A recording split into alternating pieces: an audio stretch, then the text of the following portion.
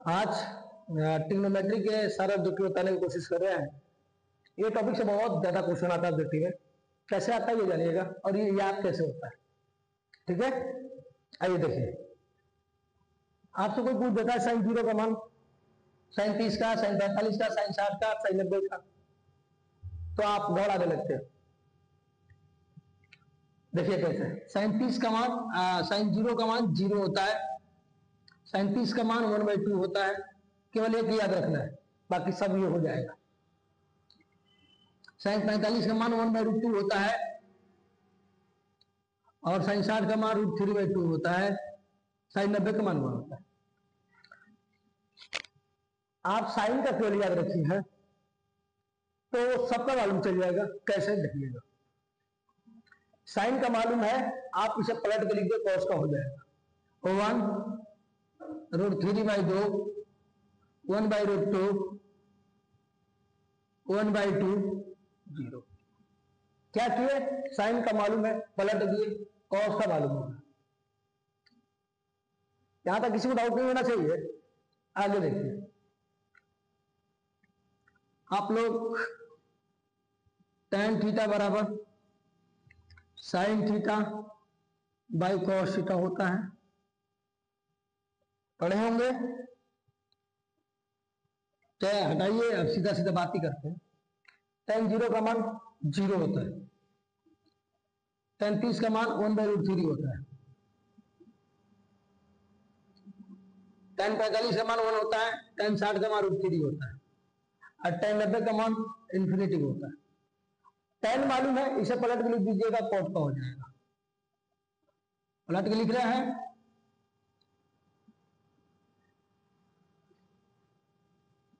Cosec का क्या होता है, इन्फिनिटी होता है 0 का मान, 2 होता है 30 का मान, √2 होता है 45 का मान, 2/√3 होता है 60 का मान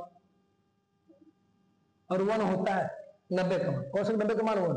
कोसेक का मालूम है तो आप सेक का बता सकते हैं, पलट कर लिख दीजिए।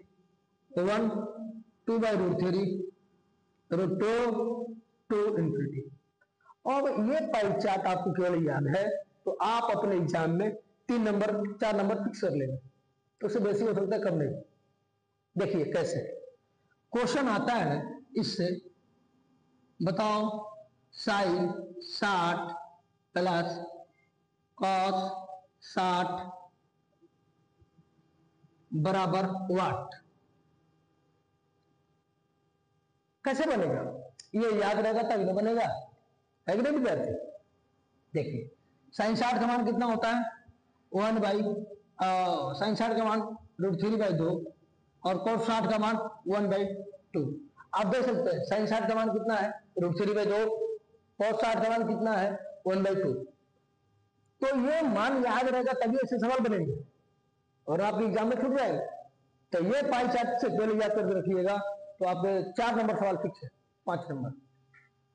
आप इसका आंसर लीजिएगा 2 में 2 से भागा दीजिए √3 प्लस 1 आंसर। किसी को डाउट है? नहीं।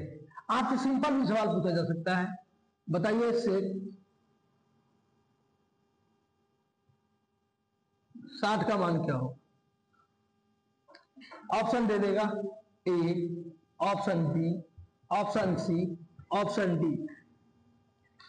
सेक 60 का मान √2 2/√3 2 या 0।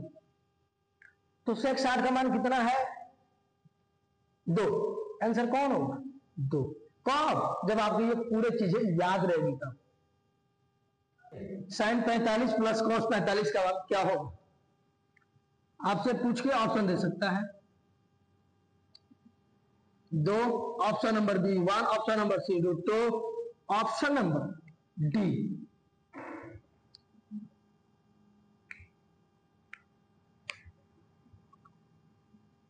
2√2। तो ये मान आपको याद रहेगा तभी तो बनेगा ना विद्यार्थी है।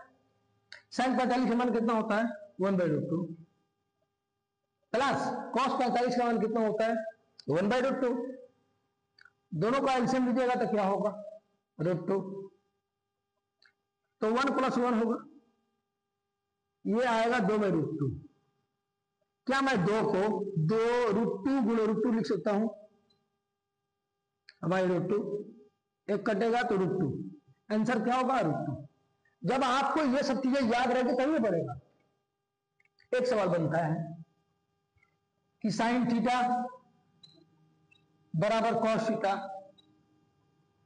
होता है कब? जब थीटा का मान 45 डिग्री रहेगा तब। किसी को डाउट है यहाँ तक? होता है। ये बहुत बढ़िया चीज है। और सेक थीटा बराबर कोसेक थीटा बराबर होगा कब? जब थीटा का मान 45 डिग्री होगा तब।